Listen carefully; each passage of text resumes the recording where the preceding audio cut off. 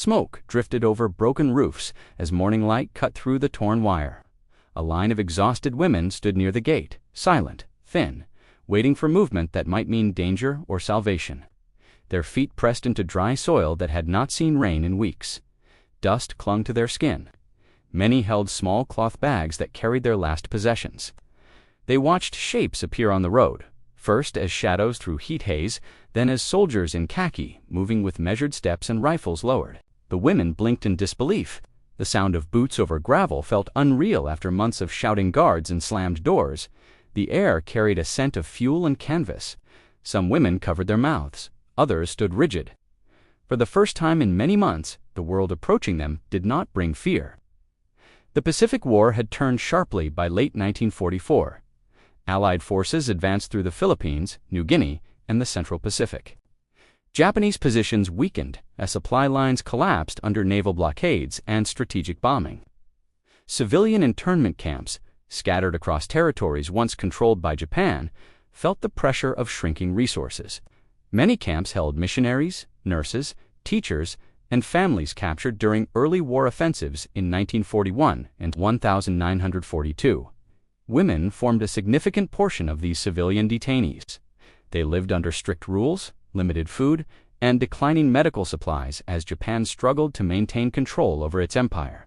By early 1945, the Allied push toward key locations such as Manila and Luzon intensified. Japanese forces retreated slowly, often fighting to delay Allied troops, but the collapse became visible. Camps that once followed regulated procedures faced chaos. Supplies of rice and vegetables fell. Medical care nearly disappeared. Beriberi and dysentery spread. Many internees lost weight rapidly. Those held in the Philippines endured particularly harsh conditions as battles reached urban centers. The Japanese military prioritized defense, leaving civilian camps increasingly isolated. American commanders received reports from guerrilla units and local civilians about the conditions inside the camps. Intelligence units mapped locations using aerial reconnaissance. The Santo Tomas internment camp in Manila, along with others such as Los Barras, held thousands of civilians. Women inside these camps recorded daily struggles in hidden notes or mental memories. Their lives followed routines of roll calls, ration distribution, and improvised efforts to survive. The Japanese guards, understaffed and strained by constant military losses, tightened discipline but could not maintain order. As American forces entered Manila in February 1945, they recognized the urgency of reaching the internment camps before conditions worsened. Many internees had been held for more than 3 years. Food rations had dropped to starvation levels. The risk of executions or forced relocations increased as Japanese forces prepared for final defensive stands. Rescue planning became a shared mission between regular infantry, airborne units, scouts, and local resistance fighters. They aimed to reach the camp swiftly and prevent harm to the civilians inside. The pace of the campaign intensified under the knowledge that time meant lives. Women inside the camps sensed that the war was shifting. They heard artillery from distant hills. They watched guards argue among themselves. Some women were former nurses who understood the signs of a collapsing front. Others were teachers or aid workers who cared for younger internees, helping them conserve energy and maintain basic hygiene with almost no supplies. Barbed wire defined their world. They could not see the broader battles, but they felt them in the way guards moved and how rations shrank. Rumors carried hope, but hope was dangerous. Many resisted believing liberation could come soon. The human angle of this moment sits in small details. Women used torn shirts as bandages. They shared rice crumbs so the weakest could stand at roll call. Those who once taught in classrooms or worked in hospitals now spent their days boiling water in rusted containers to make it safe to drink. When an internee collapsed from hunger, others lifted her, knowing failure to stand could bring punishment. Cooperation became survival. The older women watched over the younger ones. Mothers shielded children from the worst realities. Their strength came from habits formed over years of confinement, not from dramatic gestures. Each day lived was a victory of will. The tactical angle explains why rescue required precision. Urban fighting in Manila was intense. Japanese units fortified buildings, creating deadly zones that slowed advances.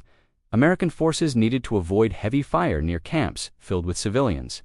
They used intelligence from former prisoners and locals to plan entry routes. At Los Barras, for example, airborne troops combined with amphibious forces to execute a coordinated raid. In Manila, infantry units advanced street by street toward the Santo Tomas camp. Snipers and barricades turned each block into a test of timing. Rescue teams carried maps marked with guard positions and buildings containing prisoners. Their objective was speed, surprise, and the safety of the internees. The technological angle appears in the tools that made these rescues possible. Aerial reconnaissance gave Allied commanders detailed views of camp layouts. Radio communication allowed coordination between ground forces and support units. Vehicles such as half-tracks and jeeps gave speed through damaged streets. Medical teams prepared sulfa drugs and plasma for emergency care. Field kitchens stood ready to feed hundreds within hours. These resources contrasted sharply with what internees had endured. Allied units depended on logistics that Japan could no longer match. The technology did not win the rescue alone, but it expanded what was achievable in tight urban time. The enemy perspective angle reveals complexity. Japanese guards varied in discipline and belief. Some followed orders rigidly, but avoided unnecessary violence. Others were influenced by the desperation of Japan's military situation. As Allied forces drew closer, many guards feared punishment for losing control of prisoners. Their own rations dwindled. They received conflicting instructions from superior officers who were themselves isolated. In certain camps, guards abandoned posts when they realized resistance was futile. In others, they prepared to use prisoners as shields or bargaining tools. Their decisions shaped how dangerous the final hours of captivity became. The turning point began as Allied units closed in on Manila's internment camps in early February 1945. At Santo Tomas, around 3,800 civilian prisoners, many of them women, waited in weakened condition. American tanks from the 1st Cavalry Division reached the outskirts of Manila and pushed through heavy resistance. On February 3rd, scouts entered the vicinity of the university grounds that housed the camp. They observed barricades and guard towers. Civilians inside heard distant gunfire and explosions. The guards reacted with confusion. Some ran for cover. Others tightened control. American armor moved toward the main gate. Internees gathered at windows and courtyards. Many were too weak to stand long. A tank fired at the front gate to break it open. The shot echoed through the campus. Dust rose. The gate shattered. Soldiers rushed in. The guards attempted negotiation in the main building where many internees were held, but the Americans pressed forward. They secured the area around the buildings while keeping civilians behind cover. Women cried quietly or held each other. They saw soldiers offering calm gestures, signaling that danger was passing. Inside the camp, the conditions became clear. Emaciation was widespread. Many women weighed less than half their pre-war weight. Medical teams moved quickly, giving water, checking pulses, and identifying those in critical condition. Civilians received food such as canned milk, biscuits, and soup. Some women whispered disbelief. For years, they had seen only ration bowls filled with thin rice mixtures. The presence of Allied soldiers brought immediate order. Guards were disarmed. Buildings were searched for hidden threats. Prisoners were moved to safer areas away from potential stray fire from ongoing battles in the city. In the following days, the full liberation process unfolded. Trucks arrived with more supplies. Fresh towels, soap, and clothing were handed out. Women looked at these items with mixed emotions. Some smiled weakly. Others held the fabric as if uncertain it was real. Hygiene had been nearly impossible under internment conditions. Soap was rare. Water was rationed. Lice and infections had become constant problems. The simple act of washing with clean soap carried significance far beyond comfort. It marked a return to dignity. It signaled that survival had been achieved. As Allied units continued clearing Manila, the camp remained under guard for protection. The battle for the city lasted weeks, costing tens of thousands of lives. Civilians heard artillery from nearby districts as American and Filipino forces fought block by block. Yet inside the camp, safety grew stronger each day. Food rations increased. Medical tents expanded. Women who had collapsed days earlier began to sit up and speak. Children recovered energy. Families reunited. The turning point had shifted not only the military course of the campaign, but the personal lives of thousands who had endured. Captivity since the early years of the war, the aftermath carried both relief and heavy cost. Many internees needed months to regain strength. Some suffered long-term effects from malnutrition. Others faced the emotional toll of losing family members who had died during captivity. The United States Army documented conditions in detail. Reports described weight loss, disease rates, lack of sanitation, and the psychological impact on civilians held for extended periods. These records influenced post-war discussions on treatment of prisoners and the responsibilities of occupying powers. The liberation of civilian camps in the Philippines contributed to a broader Allied effort to restore order as Japanese control collapsed. Similar rescues occurred in other regions during 1945 as the war moved toward its final months. Each operation required coordination between military units, medical personnel, and humanitarian organizations. The scale of suffering uncovered in many camps highlighted the consequences of prolonged isolation, food shortages, and harsh disciplinary systems used by occupying forces during the war. Relief agencies, including the Red Cross, mobilized quickly to provide clothing, food, and medicine to survivors. For many women who lived through internment, rebuilding life was a slow process. They traveled to temporary housing centers or waited for ships to take them home. Some returned to countries they had left years earlier. Others stayed in the Philippines to resume work.